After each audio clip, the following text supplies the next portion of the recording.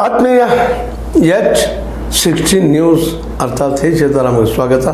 ವೀಕ್ಷಕರೇ, ನಾನು ನಿಮ್ಮ MI ಅದು ಮಲ್ಲಪ್ಪ ಜೋತಾವರು. ಆದ್ಮೇಲೆ ಈಗ ನಮ್ಮ ಹಿಂದಿನ ಎಪಿಸೋಡದಲ್ಲೇ ಇದನ್ನು ಮಾಡಿದ್ದಿಲ್ಲ, ಆದರೂ ನಾವು ಅಂದ್ಕೊಂಡಂಗೆ ಸಹಜವಾಗಿ ವಿರೋಧ ಪಕ್ಷಗಳು ಇದಕ್ಕೆ ಪ್ರತಿಭಟನೆ ಸ್ಟಾರ್ಟ್ ಮಾಡಿದ್ದಾರೆ. ಪ್ರತಿಭಟನೆ ಮಾಡಬೇಕಾಗಿದ್ದು ಅವ್ರ ಕರ್ಮ ಧರ್ಮನ ಹೌದು, ಅದೇನು ತಪ್ಪೇನಲ್ಲ, ಅದು ಸ್ಟಾರ್ಟ್ ಆಯಿತು. ಮತ್ತು BJPಗೆ ಅಥವಾ ವಿರೋಧ ಪಕ್ಷಗಳಿಗೆ ಒಂದು ವಿಷಯ ಸಿಕ್ಕಂಗಾಯಿತು. ಇಲ್ಲಪ್ಪ, ಬೆಲೆ ಏರಿಕೆ ಮಾಡಿದ್ರೆ ಇವರು ವಿದ್ಯುತ್ ದರದಲ್ಲೇ ಫ್ರೀ ವಿದ್ಯುತ್ ಕೊಡ್ತಾನೆ ಅಂತೇಳಿ ಮತ್ತೊಂದು ರೂಪಾಯಿ ಟ್ಯಾಕ್ಸ್ ಸೇರಿ ಕಸುಳು ದಂಧೆ ಮಾಡ್ತಾಯಿದ್ದಾರೆ ಅನ್ನೋದಕ್ಕೆ ಸಾಕ್ಷಿ ಕೊಡುವಾಗ ಇದೊಂದು ಘಟನೆ ಆಗ್ಯದ. ಹೀಗಾಗಿ ಏನು ಈ ಒಂದು ಬೆಲೆ ಏರಿಕೆಯನ್ನು ನಮ್ಮ ಬೆಲೆ ಏರಿಕೆಯನ್ನು ದರವನ್ನು ಹೆಚ್ಚು ಮಾಡಿದ್ದೇನೆ ನಮ್ಮ ಏನಪ್ಪ ಅಂತಂದ್ರೆ KPTCL ಆಗಿರ್ಬೋದು, ಎಸ್ಕಾಮ್ ಆಗಿರ್ಬೋದು, ಸಮರ್ಥನೆ ಮಾಡ್ಕೊಳ್ತಾ ಇದ್ದಾರೆ. ಮತ್ತು ತೊಂದರೆ ಆಗ್ತಾಯಿದ್ದಪ್ಪ ಅನ್ನೋ ಮಾತನ್ನು ಹೇಳ್ತಾ ಇದ್ದಾರೆ.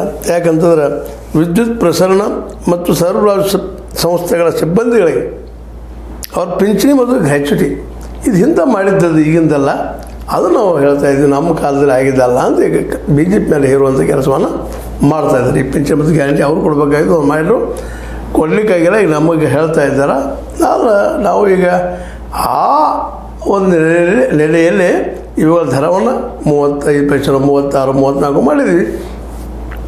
ನ್ಯಾಯಪೂರ್ಣದ ಅನ್ನುವಂಥ ಮಾತು ವಾದ ಮಾಡ್ತಾ ಇದ್ದಾರೆ. ಈ ವಾದದಿಂದಾಗಿ ಏನಪ್ಪ ಅಂತಂದ್ರೆ ಇದು ಜಗಳ ಬಗೆಹರಿಯೋಂಗೆ ಕಾಣೋದಿಲ್ಲ. ಯಾಕಂದ್ರೆ BJPಗೆ ಸದ್ಯ ಯಾವುದೋ ಪ್ರಸಂಗದಲ್ಲೂ ಒಂದು ವಿಷಯ ಬೇಕಾಗಿದೆ, ಆ ವಿಷಯ ಸಿಕ್ಕದವ್ರಿ.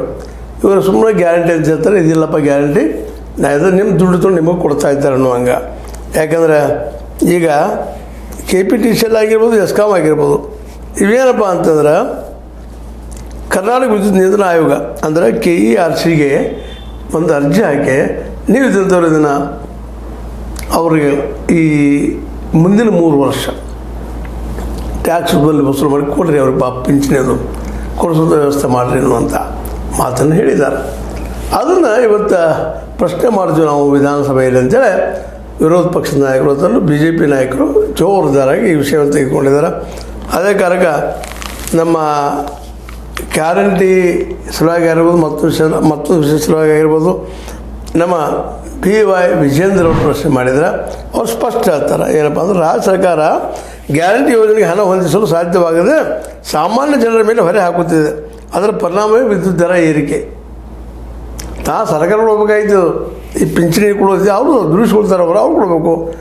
ಅದಕ್ಕೆ ಜನರ ಮೇಲೆ ಹಾಕಬೇಕಪ್ಪ ಟ್ಯಾಕ್ಸದು. ಜನರನ್ನು ಶೋಷಣೆ ಮಾಡೋಂಥ ವ್ಯವಸ್ಥೆ ಈ ಕಾಂಗ್ರೆಸ್ನಿಂದ ನಡೆದಂತೆ ಆರೋಪ ಮಾಡ್ತಾ ಇದ್ದಾರೆ. ಆರೋಪ ಪ್ರತ್ಯಾರೋಪ ಅಂತ ಹಾಗೆ ಇದ್ದಿದ್ದೇನೆ. ಆದರೆ ಇದರಿಂದಾಗಿ ಈಗ ಮುಂದಿನ ದಿನಗಳಲ್ಲಿ ಏನೋ ಆದರೆ ಅಜಂಪ್ಷನ್ ಮಾಡ್ತಾ ಇದ್ದಾರೆ. ಇನ್ನೊಂದಿನ ಸರ್ಕಾರದ ಇಲಾಖೆಗಳನ್ನು 6,000 ಕೋಟಿಯಷ್ಟು ಬಿಲ್ ಬಾಕಿ ಉಳಿಸ್ಕೊಂಡವು ಅಂತ ಹೇಳ್ತಾ ಇದ್ದಾರೆ. ಮತ್ತು ಈ 6,000 ಕೋಟಿ ರೂಪಾಯಿ ಬರಲಿಕ್ಕಂದ್ರೆ ಪಾಪ ಈ ವಿದ್ಯುತ್ ಡಿಪಾರ್ಟ್ಮೆಂಟ್ ಅಂದರೆ KEB ನಡೆದಿದೆ ಹೆಂಗೆ ಅಂತ. ಒಂದು ಕಡೆ ನೀವು ಗ್ಯಾರಂಟಿ ಕೊಡ್ತೀರಿ ವಿದ್ಯುತ್ ಫ್ರೀಯಾಗಿ, ಇನ್ನೊಂದು ಕಡೆ ದರವನ್ನು ಏರಿಸ್ತೀರಿ, ಅದು ಕೊಡ್ತಾ ಇಲ್ಲ ಸರ್ಕಾರ. ಇದು ಯಾಕೆ ಹಿಂಗೆ ಅಂತೇಳಿ ಇವತ್ತು ವಿರೋಧ ಪಕ್ಷದ ಪ್ರಶ್ನೆ ಮಾಡ್ತಾ ಇದ್ದಾರೆ. ಅದಕ್ಕೆ ಸಿದ್ದರಾಮಯ್ಯರು ಯಾವ ರೀತಿ ಉತ್ತರ ಕೊಡ್ತಾರೆ ನೋಡೋಣ ಅದನ್ನು. ಯಾಕಂತಂದರೆ ಈಗಾಗಲೇ ಅವ್ರಿಗೂ ಗೊತ್ತಿದ್ದ ವಿಷಯದ ಈ ಟ್ಯಾಕ್ಸ್ನಿಂದಾಗಿ ಕೊಳ್ಳುವ ಗ್ರಾಹಕನಿಗೆ ಭಾರ ಬೀಳ್ತದೆ, ಕೊಳ್ಳುವ ಶಕ್ತಿ ಇಲ್ದಂಗೆ ಆಗ್ತದೆ, ಮತ್ತಷ್ಟು ತೊಂದರೆ ಆಗ್ತದೆ. ಈಗೇನು ವಿದ್ಯುತ್ ಫ್ರೀ ಬಿಟ್ಟಿದ್ರೆ ಅದು ಲಾಭ ಆಗುವುದಿಲ್ಲ ಅನ್ನೋಂಗೆ ಅವ್ರು ಮಾತಾಡ್ತಾ ಇದ್ದಾರೆ ಆಡಳಿತಾರೂಢ ಪಕ್ಷದವರು. ಮತ್ತು ಅದೇ ಕಾಲಕ್ಕೆ ಇನ್ನೊಂದು ಏನಪ್ಪ ಅಂತಂದ್ರೆ ಎಲ್ಲದಕ್ಕೂ ಏನಂದ್ರೆ ದುಡ್ಡು ಕೊಟ್ಟು ಹಚ್ಚೋದಪ್ಪ ಅಂತಂದ್ರೆ ಜನರಿಗೆ ಭಾಳ ಕಷ್ಟ ಆಗ್ಲಿಕ್ಕೆ ಮತ್ತು ಎಲ್ಲ ತುಟ್ಟಿ ಮಾರ್ಕೆಟ.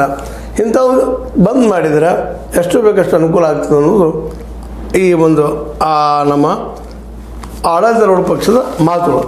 ಏನೂ ಇರಲಿ, ಈ ವಿದ್ಯುತ್ ದರ ಏರಿಕೆಯಿಂದಾಗಿ ಮಾತ್ರ ಬಡವರಿಗೆ ತೊಂದರೆ ಆಗೋದಿಲ್ಲ, ಎರಡು ಮಾತ್ರ ಇಲ್ಲ. ಯಾಕಂತಂದ್ರೆ ಈಗಾಗಲೇ ನಿಮ್ಗೆ ಹೊಳ್ಳಿ ಮುಳ್ಳಿ ಅಂತ ಅದನ್ನು ಈ ಭಾಗದಲ್ಲಿ ಉತ್ತರ ಕನ್ನಡದಲ್ಲಿ ಒಂದು ಭಾಷೆ ಅದು ಮರಳಿ ಹೇಳೋದು.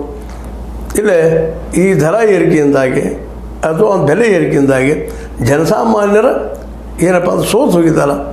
ಅದಕ್ಕಾಗಿ ಅವರು ಏನಪ್ಪ ಅಂದ್ರೆ ಅದರ ಈ ಒಂದು ಬೆಲೆ ಏರಿಕೆಯನ್ನು ತಡಿಬೇಕು ಅನ್ನೋಂಥ ವಾದನ ಅವ್ರು ಮಾಡಿಸ್ತಾ ಇದ್ದಾರೆ. ಕಾಂಗ್ರೆಸ್ಗೂ ಮಾಡಿಸ್ಬೇಕಂತದ, ಬೆಲೆ ಇಳಿಸ್ಬೇಕಂತದ. ಬಟ್ ಈ ಗ್ಯಾರಂಟಿ ಸಲುವಾಗಿ ಹಣ ಜೋಡಿಸುವಲ್ಲೇ ಮಾಡುವಲ್ಲೇ ಸಾಕಾಗಿ ಹೋಗಿದಾಗ ಅನಿಸ್ತದೆ ಬಿ ಜೆ ಪಿ ಕಾಂಗ್ರೆಸ್ಗೆ ಅದು ಹೇಳ್ಕೊಳ್ತಾ ಇಲ್ಲ. ಆದರೆ ಈ ಎಲ್ಲ ನೆಲೆಗಟ್ಟಿನಲ್ಲೇ ನಾವು ಯೋಚನೆ ಮಾಡಿದಾಗ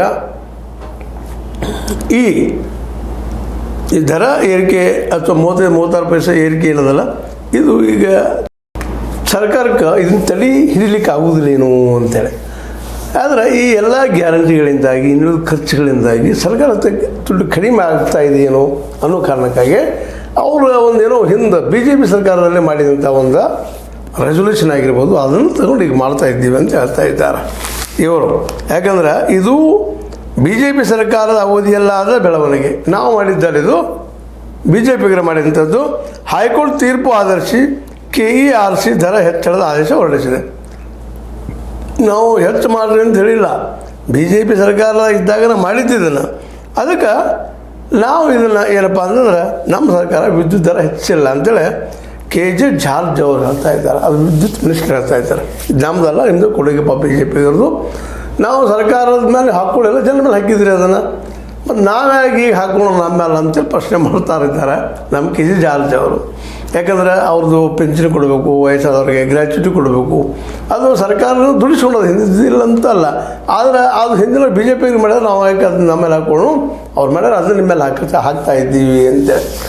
ಆದರೆ ಇಲ್ಲಿ ಇಬ್ಬರನ್ನು ಕೇಳುವಂಥದ್ದು ಏನಪ್ಪ ಅಂದ್ರೆ, ನೀವು ಅವ್ರ ಮೇಲೆ ಹಾಕಿದ್ರೆ ಅವ್ರ ನಿಮ್ಮ ಮೇಲೆ ಹಾಕಿದ್ರೆ ಈ ಬಿಲ್ ತುಂಬುವಂಥ ಜನ BPL ಜನ ಏನು ಇದಕ್ಕೆ ಉತ್ತರ ಹುಡುಕ್ಬೋದು ಅಂತೇಳಿ. ಯಾಕಂದ್ರೆ ನೀವು ಅವ್ರ ಮೇಲೆ ಹಾಕ್ತೀರಿ, ಅವ್ರ ನಿಮ್ಮ ಮೇಲೆ ಹಾಕ್ತಾರೆ.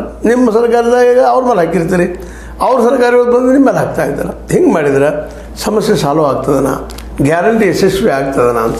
ವಿದ್ಯುತ್ ಸಲುವಾಗಿ ಗ್ಯಾರಂಟಿ ಕೊಟ್ಟಿದ್ರಿ, ಫ್ರೀ ವಿದ್ಯುತ್ ಅಂತೇಳಿ, ಇದು ಫ್ರೀ ವಿದ್ಯುತ್ತನ. ಮತ್ತು ಕೊಡು ಮುಂದೆ ಭಾಳಷ್ಟು ಗದ್ದಲ ಮಾಡಿಬಿಟ್ರಿ. 200 ಯೂನಿಟ್ ಅವ್ರು ಎಷ್ಟು ಯೂಸ್ ಮಾಡ್ತಾರೆ ವರ್ಷದಾಗ, ಹಾಗೇನೇನೋ ಮಾಡಿ ಗದ್ದಲ ಹಾಕಿ ಅದು ಪೂರ್ವ ಪ್ರಮಾಣದಲ್ಲಿ ಸಿಗದಂಗೆ ಮಾಡಿದ ಒಂದು ಶ್ರೇಯಸ್ಸನ್ನು ಸಹಿತ ನಮ್ಮ ಸಿದ್ದರಾಮಯ್ಯ ಕೊಟ್ಟರು ಅನ್ನೋ ಸಮಾಧಾನ ಇದ್ದರೆ, ಇನ್ನೊಂದು ಕೈಯಿಂದ ಕಸ್ಕೊಂಡು ಇನ್ನೊಬ್ಬ ನಮ್ಮನ್ನು ಅನ್ನುವಂಥ ಮಾತುಗಳಿಗೆ ಕೇಳಿ ಬರ್ತಾಯಿದ್ದವು. ಒಟ್ಟಾರೆಯಾಗಿ ಈ ವಿದ್ಯುತ್ ದರ ಏರಿಕೆಯನ್ನು ವಿಪಕ್ಷಗಳು ಅಂದರೆ BJP ಮತ್ತು JDS ದೊಡ್ಡ ಇಶ್ಯೂ ಮಾಡಲಿಕ್ಕೆ ಪ್ರಯತ್ನ ಮಾಡ್ತಾ ಇದ್ದಾರೆ. ಯಾಕಂದರೆ ಈಗ ಏನಂದ್ರೆ ಇನ್ನೇನು ಭಾಳ ದಿವಸ ಇಲ್ಲ, ಈಗ 25 ಮಾರ್ಚ್ 25, 26, 27, 28 ಅಂದ್ರೆ ಮತ್ತೊಂದು ದೊಡ್ಡ ಚುನಾವಣೆ ಬರುವಂಥದ್ದು ದಿನ. ಅದಕ್ಕೆ ಇದನ್ನು ನಿರಂತರವಾಗಿ ಜನಸಂಪರ್ಕದಲ್ಲಿ ಇರಬೇಕಂತೇಳಿ ಈ ಕೆಲಸವನ್ನು ಮಾಡ್ತಾ ಇದ್ದಾರೆ. ಆಗಲಿ ಮಾಡಲಿ, ಸರ್ಕಾರ ತುಂಬಬೇಕಾಗಿದ್ದು ಜನರ ಮೇಲೆ ಹಾಕೋದು ಸರಿ ಏನು ಅನ್ನುವಂಥದ್ದು. ಮತ್ತು ಇಷ್ಟೆಲ್ಲ ಮಾಡಿ ಇನ್ನೂ 6,000 ಕೋಟಿ ರೂಪಾಯಿ ನೀವು ತುಂಬಿಲ್ ದುಡ್ಡು ಅಂತ ವಸತಿಗಳು ಬರ್ತಾ ಇದ್ದಾವೆ, ಅದ್ರ್ಯಾಕೆ ಮಾಡಲಿಲ್ಲ ಅಂತ ಜನಸಾಮಾನ್ಯ ಪ್ರಶ್ನೆ ಮಾಡ್ತಾ ಇದ್ದಾರೆ.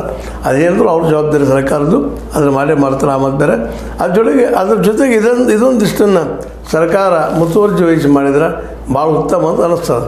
ಇದಕ್ಕೆ ನೀವೇನಂತೀರಿ? ಮಾಡ್ಬೇಕಂತೀರೋ ಬೇಡ ಅಂತೀರೋ? ಏನು ಸರ್ಕಾರ ಕೊಡಂತೀರೋ ಅಥವಾ ಸರ್ಕಾರ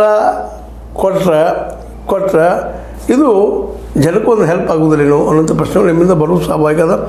ಎಲ್ಲ ನೆಲೆಯಲ್ಲಿ ಈ ಒಂದು ಏನು ವಿರೋಧ ಪಕ್ಷದಲ್ಲ ವಿದ್ಯುತ್ತದ್ದು ದರ ಏರಿಕೆ ಮಾಡಬೇಡ ಅಂತ ಹೇಳುವಂಥದ್ದು, ಇದು ನಿಜವಾಗಿಯೂ ಅಂತಃಕರಣದಿಂದ ಬಂದರೂ ಬಹಳ ಒಳ್ಳೆಯದು. ಮತ್ತು ಇದನ್ನು ಒಳ್ಳೆಯ ವಿಚಾರನ ಯಾರಾದರೂ ಹೇಳಿದ್ರು ಒಳ್ಳೆಯದೇನ ಅಂತ ಮತ್ತೆ ಹೇಳ್ತಾ, ವಿದ್ಯುತ್ ದರ ಏರಿಕೆ ಮತ್ತೊಮ್ಮೆ ಜನರಿಗೆ ತೊಂದರೆ ಕೊಡ್ಬೋದು ಮತ್ತು ಅದೇ ಕಾಲಕ್ಕೆ ಕಾಂಗ್ರೆಸ್ ಮೇಲೆ ಪ್ರೀತಿಯೂ ಜನರಿಂದ ಕಸ್ಕೋಬೋದು ಅಂತ ಹೇಳ್ತಾ, ನಂಗೆ ಅನಿಸಿದ ಕೆಲವು ಮಾತನ್ನು ಮಾತಾಡಿದ್ದೀನಿ. ಲೈಕ್ ಮಾಡಿ, ಶೇರ್ ಮಾಡಿ, ಕಮೆಂಟ್ ಮಾಡಿ, ಜೊತೆ ಸಬ್ಸ್ಕ್ರೈಬ್ ಆಗೋದು ನಿಲ್ಲಿಸ್ಲಿಕ್ಕೆ ಹೋಗ್ಬೇಡ್ರಿ. S60 ನ್ಯೂಸ್ ಅರ್ಥಾತ್ ಸೀತಾರಾಮ್ ಇದು ಸತ್ಯದ ಕೈಗಂಡೆ ವಂದನೆಗಳು.